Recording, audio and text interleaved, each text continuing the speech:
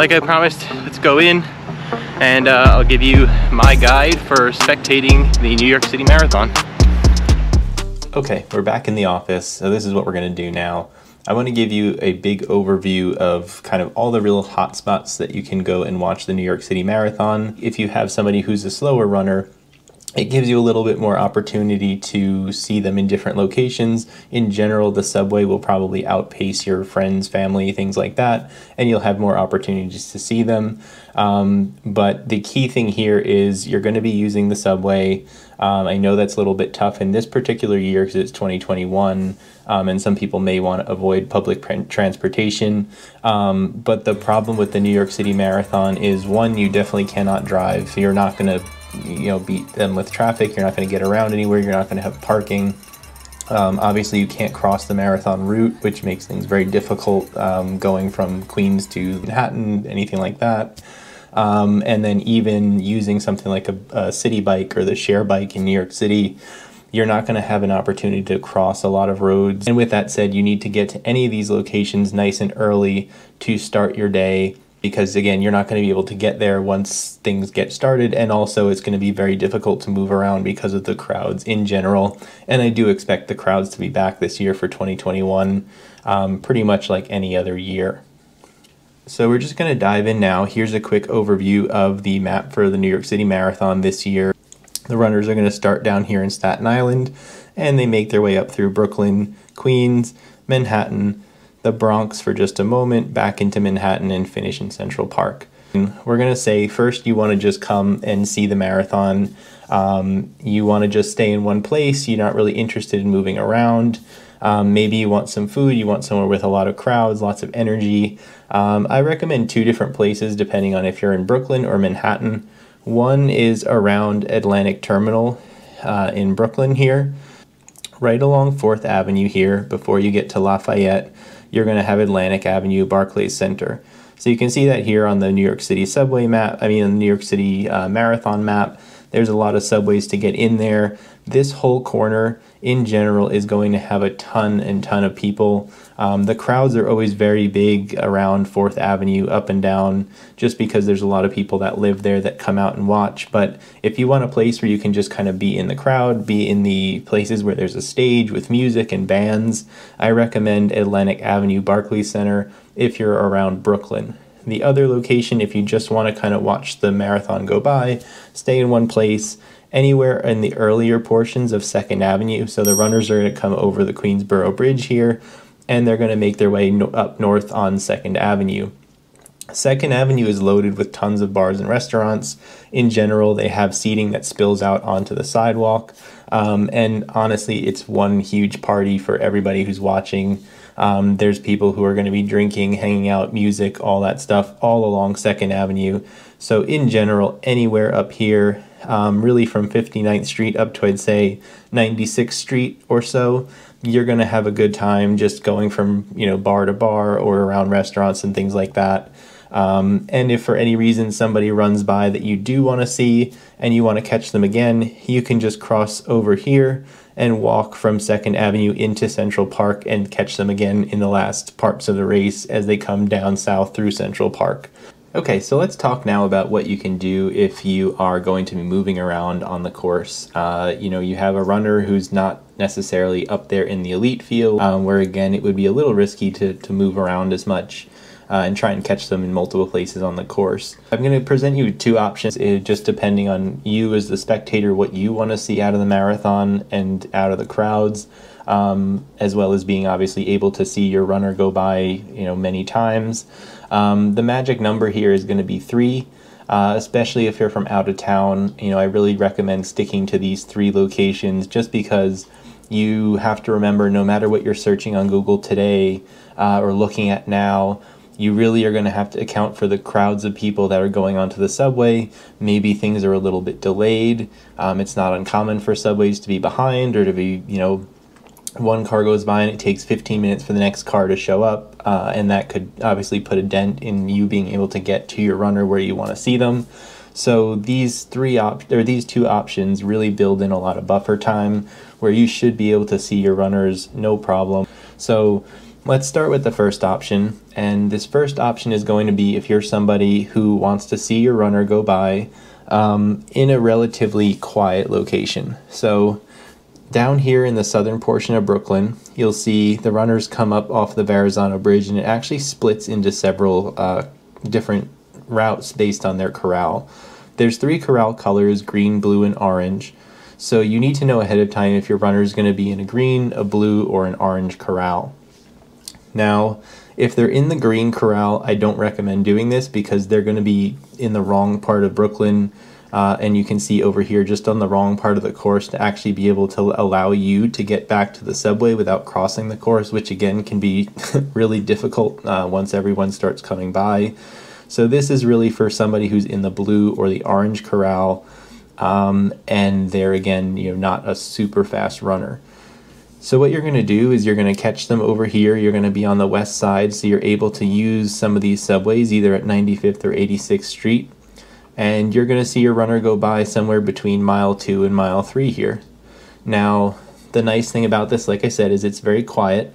It's a very residential area, and there's really not a lot of people out on the street. In my experience, when I ran by as a runner, I could have very easily seen anybody who was watching the marathon from that point. It really is just families coming out in very small numbers from their homes there and watching the race go by. There's really just police tape. It's not big barricades or anything like that. So there's plenty of opportunity for you to shout at your runner, make sure they hear you. And it's really a more intimate setting to watch the marathon, which again is pretty rare for New York City because it's generally pretty hectic and loud. So once you're here and your runner goes by, you're going to make your way uptown on the subway into Manhattan.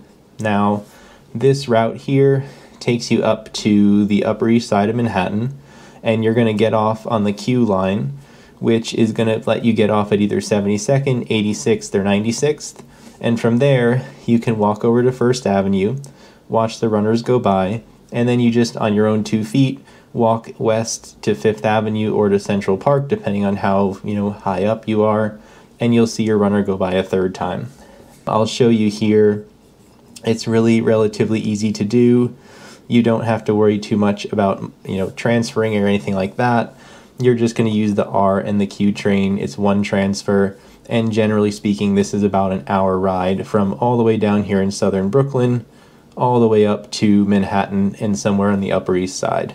I think this in particular is looking at 72nd Street as the place that you get out, and you'll see you can get off at 72nd, 86th, or 96th, and the marathon is going to be coming down First Avenue right here. So all along First Avenue, you'll find a spot to squeeze into the crowds. I recommend going higher up, maybe up to 96th Street, for example. There'll be a little bit thinner crowds, but again, it's still busy, and you may have a little better chance of just pushing your way in and convincing people that your friends or family are coming by and you want to be able to see them in that particular location. Like I said, once you're done and your runner goes by on First, they're going to continue up into the Bronx, but you're just going to make your way west here over to Central Park. Depending on how slow they are, you can try and walk a little bit north. A very popular spot to watch is here by the Guggenheim Museum. This is the place where they enter on 91st Street into Central Park off of Fifth Avenue. So Fifth Avenue is a big hill, so a lot of people like to watch here and cheer their family or friends on in this location just because it's hard. It's a very big climb late in the race. Or you can just go straight across and catch them somewhere along this path here in Central Park where they come down the road to head towards the finish line. So a lot of options, a lot of different restaurants and things around here as well. So, maybe you catch your runner along First Avenue, you catch them in Central Park, and you have a plan to kind of meet up again in the Upper East Side and get something to eat afterwards or something like that. Just depends on, again, how your runner feels or who they are. But that's a great option to see them in 3 different locations. Now my alternate option to this is still going to show give you 3 different spots where you're going to see your runner. But again, it's kind of up to you and what kind of energy and vibe you want from the marathon as you spectate it. So the other option I recommend is to start somewhere early in the day because again, you have to beat the crowd in this spot. It's going to be very busy. There's a music stage, there's all kinds of craziness going on, and there's, heavy barricades in this particular location, so you really can't cross the street or anything like that if you get there too late. So you would start on the actual Atlantic Avenue Barclays Center side of the road, making sure you're able to get down into, the Atlantic Avenue terminal to catch the subway once, again, the runners go by. And you're just going to watch the race here and hang out until your runner goes by.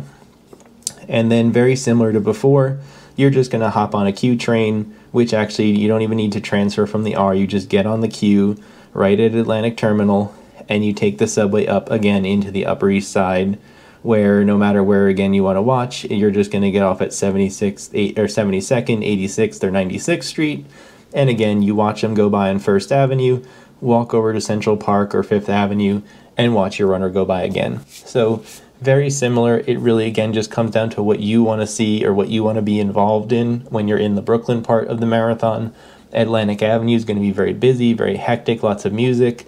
You may not be able to see your runner. They may not be able to hear you yelling. So it just depends again, how you want to organize that. If you go to the southern portion of Brooklyn, it's going to be much quieter, and there's a much better chance that they hear you yelling their name or something, and you can actually connect, as family, friends, or whatever. But those are two really good options. Again, you get to see someone 3 times, which again, on this course, if you take a look, is pretty good to be able to catch someone 3 different times, just because it's so linear. You're really trying to outrun everybody who's moving around, when on foot seems to be the fastest way to get around.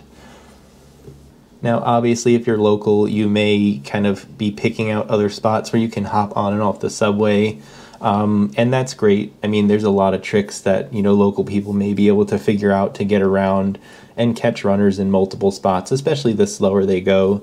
Just gives you more time to get on and off the subways. But I recommend keeping it to, again, those 3 locations, either in the southern part of Brooklyn or Atlantic Avenue as a starting point, getting there nice and early. And then once your runner goes by, making your way up into this portion of the course here in Manhattan and watching them go by once on First Avenue and once in Central Park / Fifth Avenue. Those are going to be your best spots to see people. It's going to give you a nice mix of crowds, a nice mix of, the environment, and really just give you the most that you could comfortably see your runners go by throughout race day. So with that, if you have any other questions about, watching the New York City Marathon, I lived in this part of the Upper East Side for a long time, so I'm very familiar with the area. I've watched the marathon before I started running it myself, and I'm just kind of familiar with the crowds, the barricades, everything over there.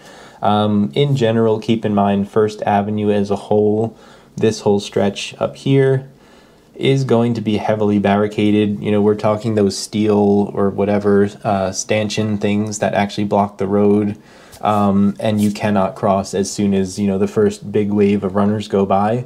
And that can be the same for, it could be 5 or 6 hours where you really cannot cross First Avenue. So you don't want to be caught on the wrong side of the road in this particular spot. Rule of thumb, once the elite athletes go by, there's a gap, and the police may allow people to run across the street. But once the real heavy waves of runners start coming by, that's it. You can't cross First Avenue. You would have to walk all the way down under the bridge and then back up on the other side. So you want to be watching on First Avenue on the inside of this portion of the course. You don't want to be caught on the east side, or you're stuck there unless you, again, take a taxi or just ride a bike or walk all the way back around this whole portion of the course here. Overall, this area is pretty hard to get around as far as crossing these roads once it starts, so just make sure you find yourself in the middle. That way, where the subways are, which is easy, so that way you're only, again, bouncing back and forth between these 2 sides, and you're not having to cross the road at all once everything gets started. Same thing with Brooklyn. This whole portion on 4th Avenue is pretty heavily barricaded. Like I said, down here in southern Brooklyn, it's much different, much quieter, so there's really no divider between you and the runners, and you just have a better chance to interact and see the people you want to see running by. So other than that, those are all the tips that I have as far as watching the New York City Marathon. Obviously, it's just a very tough course because if you look at it, it's a big long line. There's not a lot of places to catch each other, you know, multiple times as far as the whole stretch in Brooklyn. So that whole part in Manhattan is your best bet to see people more than once. So like I said, yeah, if you have any questions, let me know. It's a great experience to get to watch it. So depending on if you start in Brooklyn, and if you start in Atlantic Avenue, or if you start in the southern part of Brooklyn, it's just going to be, again, what kind of environment you want to be in. But just really all I can stress is anticipate there's going to be a lot of crowds. There may be a lot of delays. There may be a lot of just busyness overall that slows things down. So don't look at Google now and, you know, pick out a route or a map that you can take a car or something like that. There's just no way it's going to work out on marathon day. So really just, you're better off familiarizing yourself with the subway map and planning out how those routes are going to work out, you know, give or take like 15 or 20 minutes if there's delays or you miss a car and then it just takes a while for the next one to show up.